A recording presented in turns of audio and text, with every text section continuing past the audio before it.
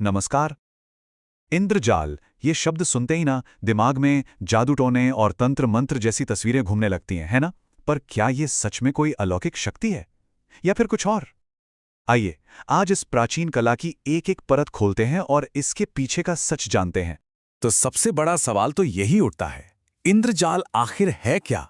कोई दैवीय शक्ति या सिर्फ नजरों का धोखा? अक्सर लोग इसे वशीकरण और तांत्रिक विद्या से जोड़कर देखते हैं, लेकिन इसकी हकीकत वो कहीं ज्यादा मजेदार और दिलचस्प है। तो चलिए सबसे पहले इन जादू टोने वाली बातों से थोड़ा हटकर देखते हैं कि आखिर इंद्रजाल का असली मतलब क्या है। तो देखिए, असल में इंद्रजाल कोई जादू या कोई सुपरनैचुरल पावर नहीं है। ये तो एक कला है, भ्रम पैदा करने की कला। इसका मकसद ही यही है कि देखने वाले के दिमाग को ऐसे घुमा दिया जाए कि वो सच और वहम में फर्क ही ना कर पाए। और पता है, जो लोग इस कला में माहिर होते हैं उन्हें एक बड़ा ही खास नाम दिया गया है, इंद्रजालिक। ये शब्द ही बताता है कि ये कला कितनी गंभीर है और इसे करने वाले कितने कुशल होते होंगे। अब इस कला की जड़ें कितनी गहरी हैं, इसका अंदाजा तब होगा जब हम इसके इतिहास में जाएंगे, जो हमें सीधे ले जाता है देवताओं और राक्षसों के ज़माने में, जहां सबसे शक्तिशाली लोग इसका इस्तेमाल करते थे। हाँ, ये जानना बहुत ज़रूरी है कि इंद्रजाल की शुरुआत भारत में ही हुई थी। ये हमारी संस्कृति का, हमारे इतिहास का एक बहुत ही गहरा हिस्सा रहा है। और जब हम इसके माहिरों की बात करते हैं ना, तो रामायण के कुछ सबसे पावरफुल कैरेक्टर्स के नाम सामने आते हैं, जैसे कि रावण, और खास तौर पर उसका बेटा मेघनाद, जिसे इंद्रजीत भी कहते थे। वो इस विद्या का बहुत बड़ा ज्ञाता था। इंद्रजीत की कहानी तो कमाल है। कहते हैं कि उसने बहुत कठिन तपस्या की और ये विद्या उसे सीधे महादेव से मिली थी। और सोचिए, युद्ध में वो इसका इस्तेमाल कैसे करता था। बादलों में गायब होकर दुश्मनों पर हमला करता था। किसी को पता भी नहीं चलता था कि वार कहां से हो रहा है। तो ये तो हुई पौराणिक कथाओं की बात।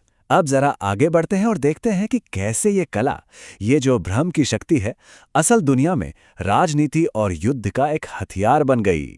ये बात बहुत ही दिलचस्प है कि राजनीति में भी इसका इस्तेमाल करने की सलाह दी गई थी।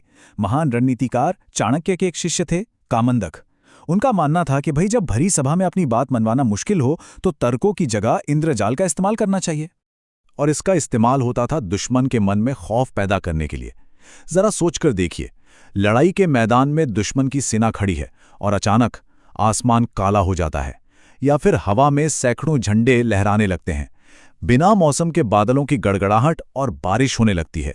बस इतना ही काफी था दुश्मन के खेमे में भगदड़ मचाने के लिए। अब मन में सवाल आ रहा होगा कि ये पुरानी बातें हैं, आज के जमाने में कहाँ होता ये सब। पर ऐसा नहीं है। ये कला आज भी जिंदा है, बस इसका रूप बदल गया है। असल में आज हम जिन लोगों को देखते हैं ना, जैसे सड़कों पर मैजिक दिखाने वाले या सर्कस में बड़े बड़े करतब दिखाने वाले कलाकार, एक तरह से वही लोग इस प्राचीन कला को आगे बढ़ा रहे हैं। तो ये मॉडर्न जादू होता कैसे है?